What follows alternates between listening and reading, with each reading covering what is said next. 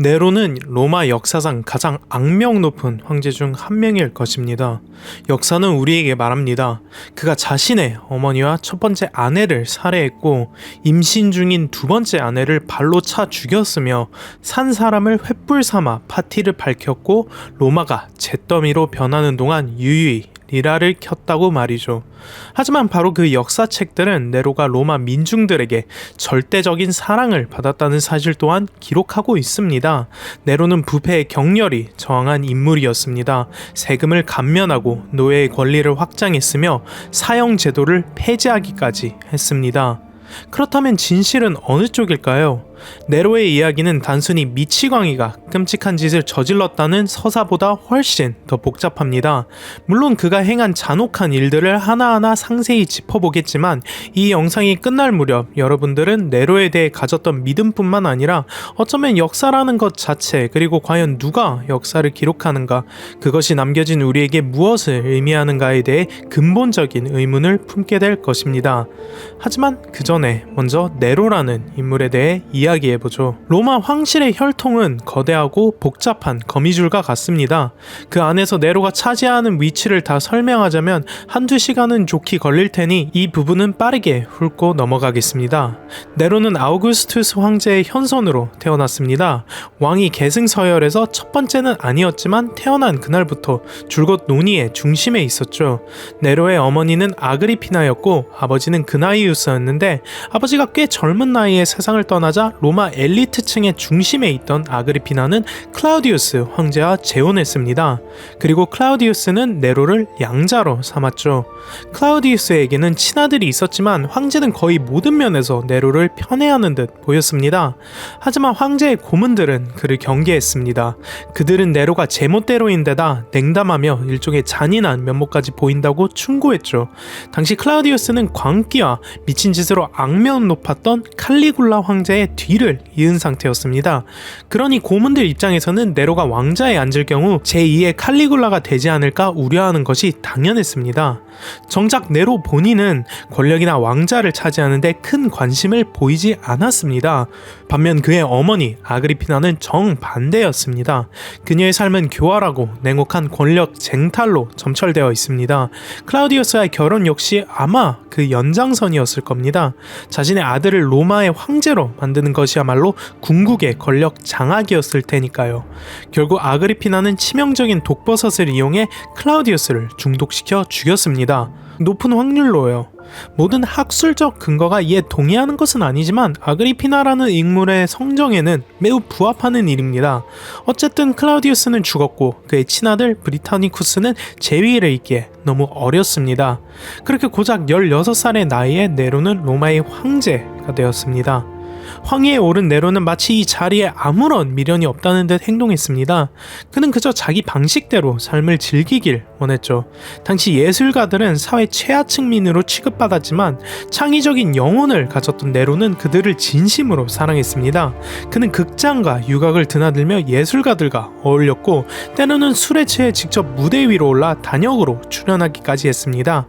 이 시기 네로는 공개적인 난교 파티를 즐겼고 한 번은 그 자리에 참석했던 한 남성과 결혼식을 올리기도 했습니다. 네로가 진정으로 하층민의 삶에 공감했는지는 알 수 없습니다.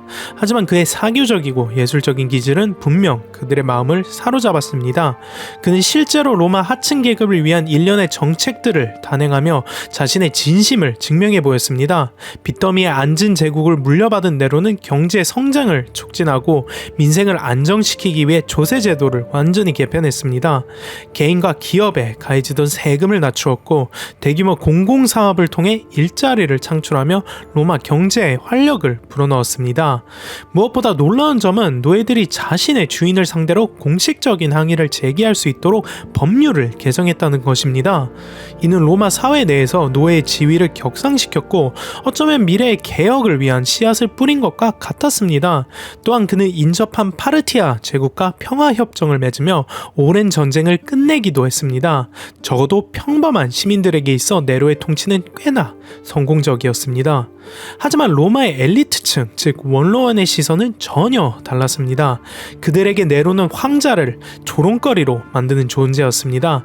예술에 탐닉하고 노예의 지위를 높이는 행위는 로마 상층부에게 그저 경멸스러운 짓에 불과했죠. 그래서 네로는 자신의 최측근들을 포함한 자신만의 권력 이너서클을 구축하기 시작했습니다. 하지만 이 이너서클 안에 자신의 어머니 아그리피나는 없었습니다. 아그리피나는 아마도 아들인 네로를 바지사장 삼아 로마를 통치하려 했을 겁니다. 그녀의 원대한 계획에서 네로는 그저 하나의 장기말에 불과했을지도 모르죠. 그런 네로가 자신을 권력에서 밀어내자 아그리피나는 경노했습니다. 그녀는 네로의 의붓 형제인 브리타니쿠스 편에 서기 시작했고 바로 이 지점에서 네로는 서서히 몰락하기 시작합니다. 네로는 어머니가 브리타니쿠스와 함께 왕자를 찬탈하려는 첩보를 입수합니다.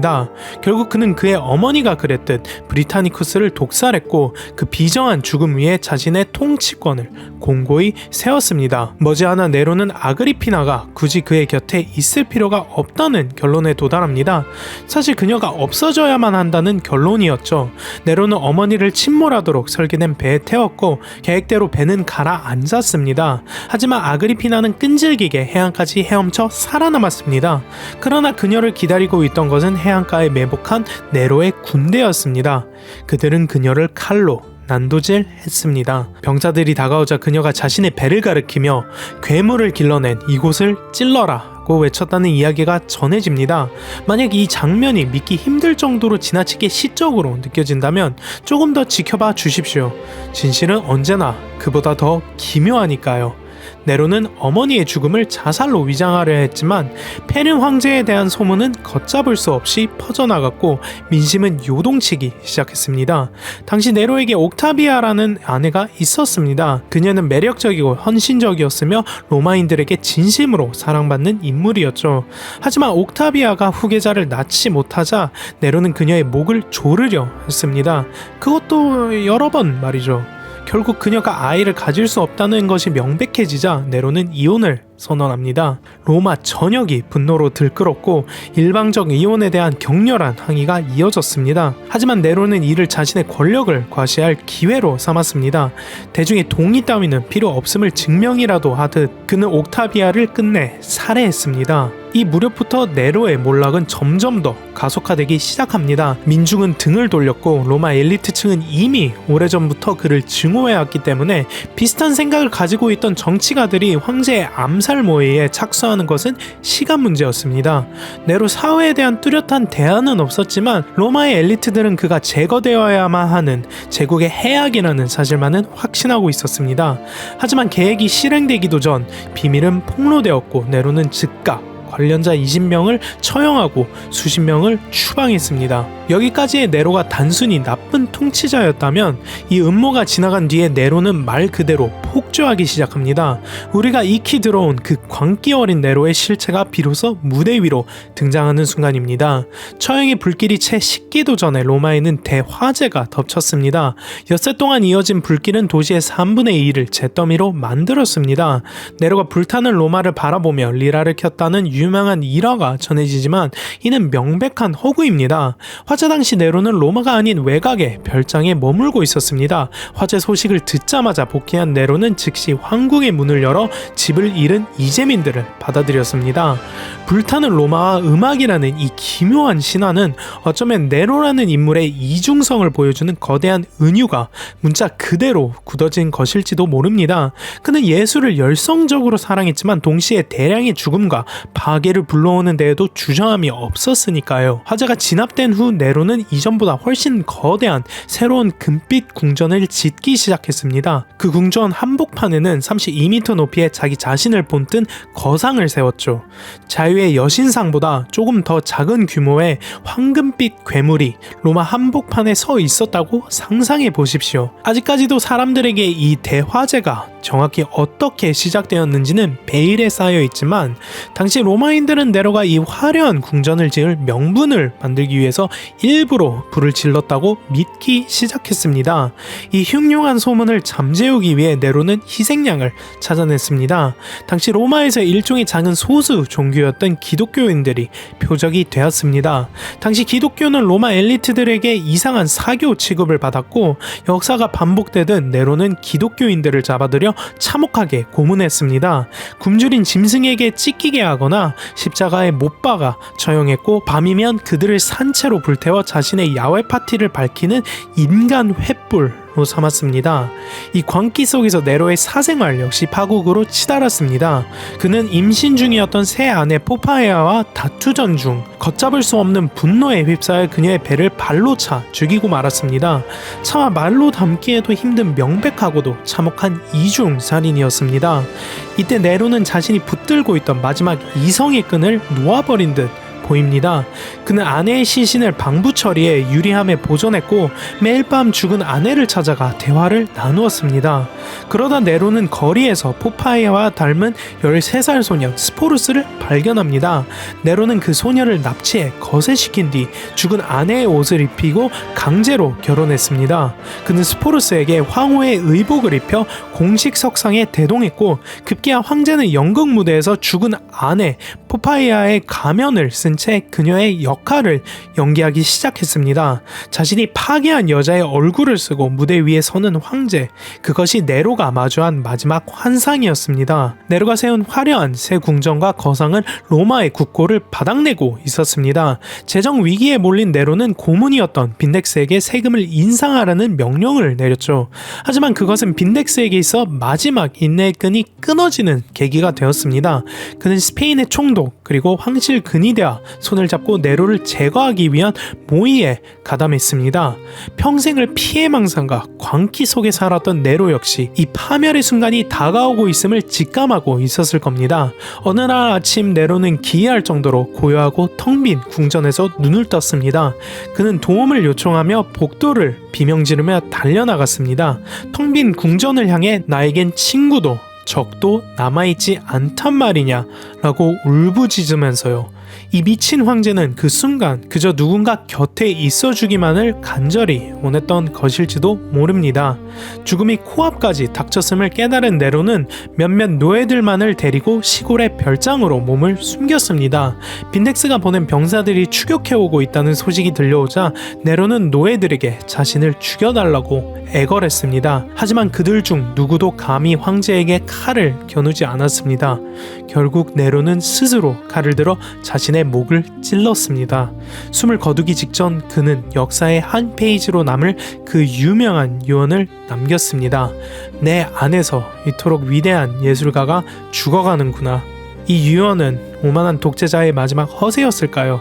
아니면 이해받지 못한 예술가의 진심 어린 통곡이었을까요? 흥미로운 점은 그가 죽고 나서도 로마 민중들은 수십 년 동안 그의 무덤에 꽃을 바쳤다는 사실입니다. 하지만 이 평범한 민중들은 역사책을 쓰지 않았습니다. 네로의 경우 그에 대한 모든 정보는 단 3명의 기록자 타키투스, 카시우스 디오, 수에토니우스로부터 나옵니다. 이 세 사람 모두 네로를 증오했던 정치적 엘리트였으며 사실상 그의 정적이라고 봐도 무방한 인물들이었죠. 게다가 이들은 네로가 죽고 수십 년이 지난 뒤에야 기록을 남겼습니다. 네로가 죽으면서 그의 가문은 대가 끊겼고 이 기록자들에게는 네로의 인격을 최대한 깎아내리는 것이 정치적으로 유리했습니다.